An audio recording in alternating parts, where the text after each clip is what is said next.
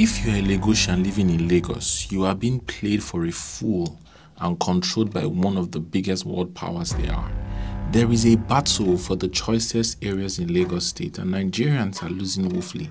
In the next few years, most businesses, key road networks, and even housing complexes will be owned by an external power looking to sink its teeth into the teeming economy of the state, and right now, there is nothing you could do about it. If you're one of those Lagosians who think Igbos are the ones taking over Lagos, you're about to receive the shock of your life.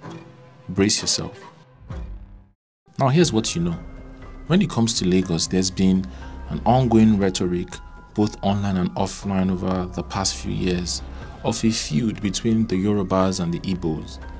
And depending on which side of the divide you stand on, you might be tempted to take an extreme position. And who will blame you? On the one hand, there is a rhetoric that the Igbos are taking over Lagos. Everywhere you turn in Lagos, there is an electronic store, warehouse, retail outlet, or even boutiques owned and manned by the Igbos. They invite their brothers and sisters and cousins into Lagos to learn their trade and then take over from them, planting even more businesses. The Igbo apprenticeship system has been so popular and successful that it was approved and featured in the Harvard Business Review. And so in many quarters, so-called indigenes of Lagos are worried, and to show just how far this has gone, some landlords have refused to sell lands or rent houses to Igbo people. But Lagos is literally called the center of excellence, a former capital of Nigeria and current unofficial commercial capital. The Igbos are known for being business savvy, so driven by commerce, it is no surprise that they will find Lagos an investment destination. Why not? After all, the Nigerian dream is to move, live, do business and work in Lagos, right? For decades, this cold tribal war has been going on. Indigenes are fighting to hold on to the sacredness of Lagos as belonging to them and trying to exclude people they consider outsiders. You don't have to take my word for it. Consider the past Nigerian presidential election in 2023. A large conservative group simply chose not to vote for Peter Obi because he was Igbo. Even some clerics led the charge. I am not a bastard. I cannot be a Yoruba boy and go and vote for Igbo. I'm not afraid. It's just so messed up, isn't it? In the famous words of Dr. King, why can't we all get along? Why are Nigerians so problematic? Right? Wrong. Now here's what you don't know. What if I told you that the Igbos are not the problem at all? They have never been, and we are all being played by an even bigger enemy. What if I told you that you probably have no idea that the Lagos state government technically doesn't even own Lagos, but is simply a pawn in the chess game of a more powerful world power? And who is this real power? The Chinese? The Asians? If this goes on, not only are Lagosians doomed, the entire Nigeria is in hot soup. I bet you're wondering how. Don't worry, we'll get to that.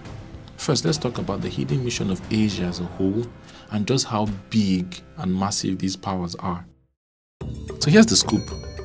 Back in the late 20th century, Japan really started making moves in the global market. They were this big economic powerhouse and they began snapping up properties and companies all over the place. Know the Rockefeller Center in New York?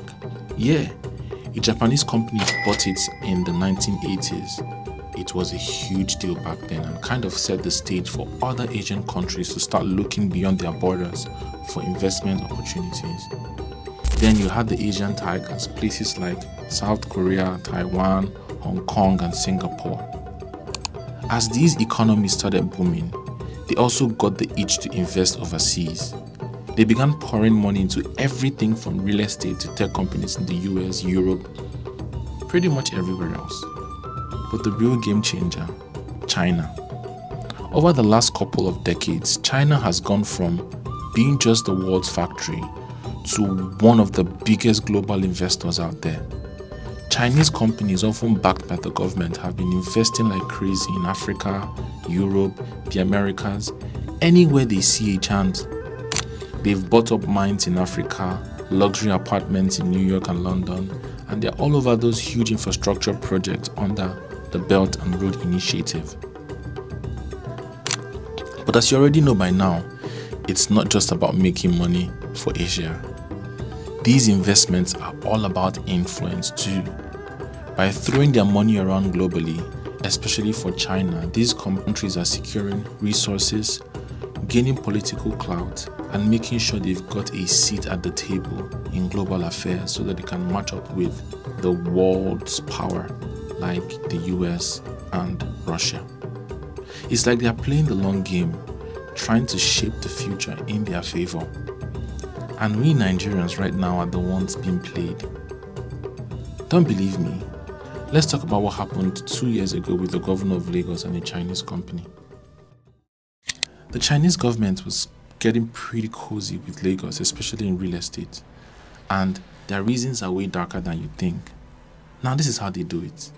In 2022, the China Civil Engineering Construction Corporation, CCECC, kicked off a project to build this fancy 21-story apartment tower in Ikoyi.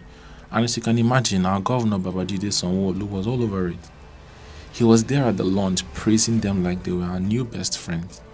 He even suggested that they don't just stick to luxury spots like Ikoyi, but also consider building homes for everyday folks in places like Alimosho, Agege, Ikorodu. The CCECC bigwigs like their managing director, Jimmy Zhong, and chairman Zhang Yigao were there too, nodding along. It was such a beautiful sight, and if you were there, you'd probably shed tears of joy. But here's the thing. If you know China and how they operate, then you would know they do not do anything charitable out of the goodness of their hearts. We are not their besties, and all they are doing is playing on some goodwill so that when they strike, no one would see them coming. And now it gets even more intense. Lagos is not the first Nigerian state to deal with China, and if you ask Ogun State, they'll tell you a story that will make shivers run down your spine. Let me tell you, the Chinese don't mess around when it comes to their money. They are not here to make friends, they are here to make deals. And they will do whatever it takes to get what they want. Just look at what's happening with Nigeria and Ogun State. So there was this deal with the Chinese company Zhongshan brought in during Governor Daniel's administration in Ogun State. Later, when Amusun was in charge, they made an agreement with Zhongfu, a subsidiary of Zhongshan. Things went south and the company was kicked out. So what did Zhongshan do? They took the whole thing to arbitration and ended up with a 55.6 million compensation award plus interest, which now totals over $70 million. And when Nigeria tried to fight it, the US courts basically said, too bad, pay up. But here's where it gets really wild. The Chinese did not just stop at one court. They went to every arbitral court they could find. The UK, Quebec, US, France, British Virgin Islands, Belgium, you name it. They weren't just looking for justice, they were trying to embarrass Nigeria on the global stage. And why? Because Ogun State didn't hold up to their end of the deal, and now the whole country is paying the price. People might think this is just about Ogun State, but it's not. It's about how the Chinese see Nigeria as an opportunity to make money and nothing more. They don't care about friendships or partnerships, they care about getting paid.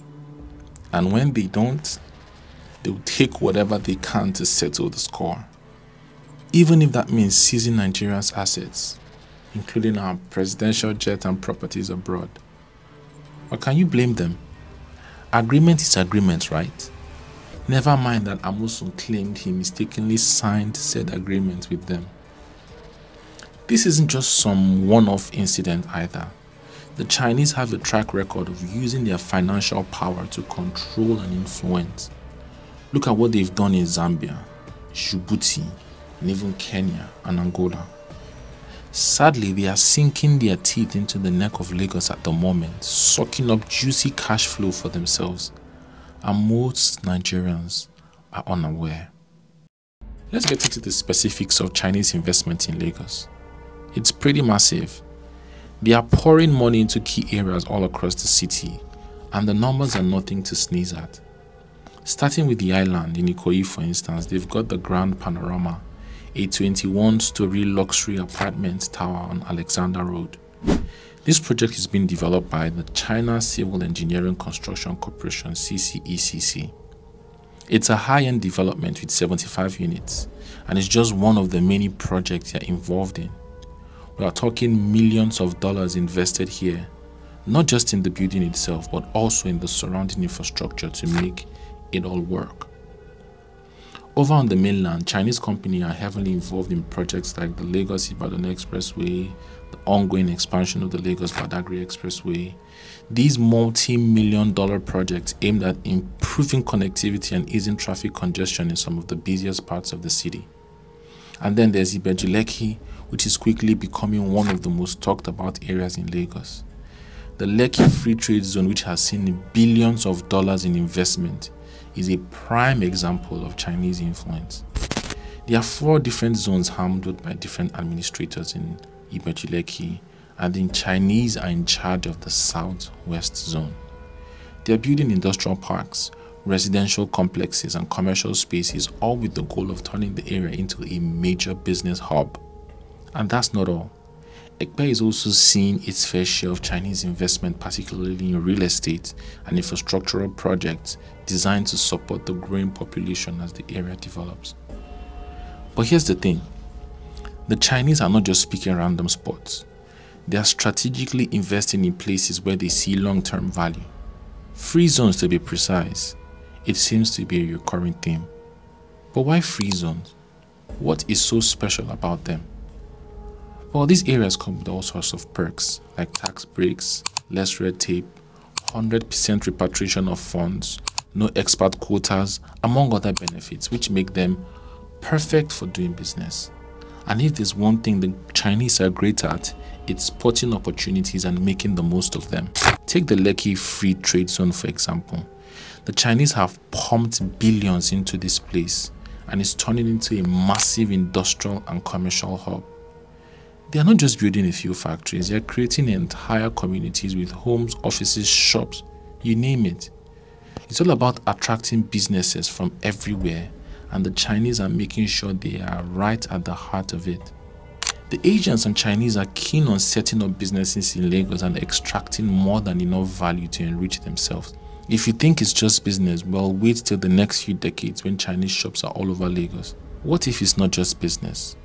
What if there's something else, something deeper? Oh, and here's another example. Recently, a Chinese man moved away from his country and decided to base himself in Nigeria. And it's not just because he enjoys the Lagos traffic. This man purchased acres of land and planted yams all over. Now he's one of the biggest yam suppliers in the country. It's just business, right? From restaurants and cafes in VI like Flower Shop Cafe to factories and farmland in Ibeju-Lekki and Ogun, there is a heavy presence of Asian and Chinese investment in Lagos and Nigeria as a whole. On a personal note, a rep from Singaporean company recently contacted me. He represented a company in Singapore, and they too were wanting to lay claim of their own piece of the Lagos free zones.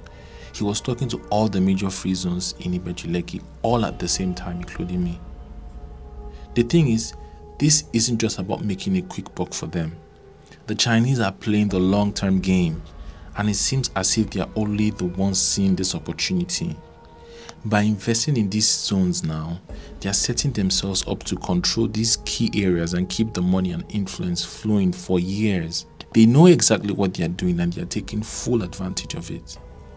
But what exactly is a free zone and why should you care? Alright, so here's the deal with the free trade zones, FTZs, and why they are such a big thing in Nigeria. Imagine a special area in a country that is set up just to attract businesses, both local and international, by making it super easy for them to operate. That's basically what a free zone is. These zones are all about kickstarting economic growth and helping industries thrive, especially in developing countries. The major free zones in Lagos include the Southwest Free Zone, administered and operated by the Lekki Free Zone Development Company, LFZDC, established in May 2006 as a joint venture partnership. pursuant to the Nigerian Export Zones Act. The joint venture comprises of a consortium of Chinese companies by the name China Africa Lekki Investment Limited, CALIL, formerly referred to as the CCECC Beyond International Investment and Development Corporation Limited, as the majority shareholder, and the Lagos State Government and Lekki Worldwide Investment Limited. LFZDC is authorized by both the Federal Government of Nigeria through the Nigerian Export Processing Zones Authority, NEPSA, and the Lagos State Government as the sole entity to develop, operate, administer, and manage the southwest quadrant of the Lekki Free Zone project. Solaram, a Singaporean company, also operates the Lagos Free Zone, a portion of the Southwestern Free Zone, and the Lagos Deep Sea Port in a concession agreement with the Lagos State Government. The other two free zones in Lagos are the Eko Atlantic, which we've spoken about, and Alaro City. Let's talk about Alaro City. It is the northwest zone quadrant along the Lekki-Ekpe Expressway and adjacent to the planned Lekki International Airport. This place is really shaping up to be something special. It is designed to be a light industrial mixed-use smart city that combines residential, commercial, and industrial spaces all in one. Imagine a community that's not just modern, but also incredibly well planned. Investing here means you're setting up and getting in on a development that's built for the future, complete with cutting-edge infrastructure and a layout that supports both business and lifestyle. Plus, since it's only part of the free zone, you benefit from tax incentives and streamlined regulations, making it easy and more profitable to run your business. Free zones offer you no import or excise duties, which makes it even easier to run your business. By the way, Alaro City is the only free zone in Lagos not majorly operated, administered by Chinese or Asian strings. But there's still massive Chinese investments here, and they are buying up massive land here too. Trust me, I know that. If you wanted to buy land in Alaro City, the low density would be starting from $150 per square meter. The medium density will be starting from $169 per square meter, and the high density will be starting from $186 per square meter. The commercial boulevard in one of the largest private roads in West Africa is going to go for $270 per square meter, and other commercial will be going for $195 per square meter. The industrial SME will be going for $195, industrial road 1 $220, the mixed use $195. Then there's Eko Atlantic City, which is arguably one of the most exciting projects in Lagos, and I would say ambitious. The city is being built on reclaimed land off the coast of Victoria Island and is designed to be a high-end, self-sufficient urban hub. The development is geared towards creating a top-tier business environment with high-quality infrastructure.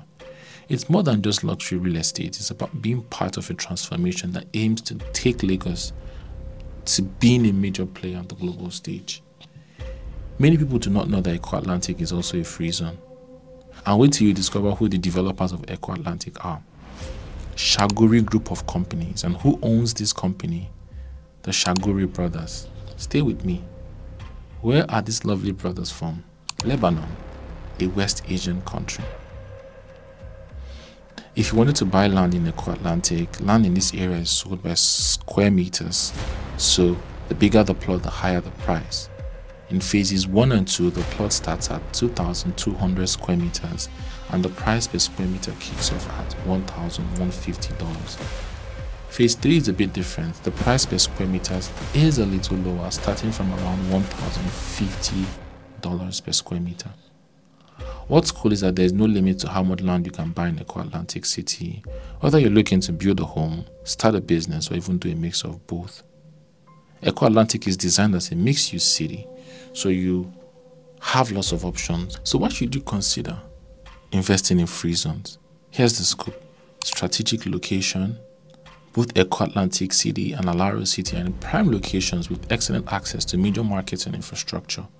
This makes them ideal for both business and residential investments. Incentives. Being in a free zone means you get perks like tax break and fewer regulatory hurdles, zero fees, zero tax imports and exports, and you're getting early on development that are set to grow and offer significant returns in years to come. There's also the potential for future growth. These projects are designed with a vision for the future. Investing now means you're getting in early on developments that are set to grow and offer significant returns in years to come. High demand. With Lagos' booming economy and growing population, there's a strong demand for commercial and residential spaces. These free zones are well positioned to meet and exceed that demand. International appeal. Both Eko Atlantic and Alaro City are attracting global attention and investment, which is great for local investors who want to benefit from international investment and interest. In a nutshell, putting your money in Alaro City or Eko Atlantic isn't just about buying property. It's about being a part of Lagos' exciting future and setting yourself up for long-term success. If the idea of investing here seems exciting to you, feel free to contact us and we'll help you and get you the best real estate investments in this strategic location. Lagos is for Nigerians after all. Why leave it all to the Chinese? Speaking about the Chinese and Asia's foothold in Lagos, what do you think about it? Are they being exploitative or is it just business? Let us know in the comments, and if you've enjoyed this video, kindly like, kindly share, kindly subscribe, and I'll see you at the very next video. This is the Ownahome TV show, and here at Ownahome we believe owning a home, owning a property should not make you lose sleep, so we are committed to giving the very best property recommendation and standard real estate gist. Bye bye.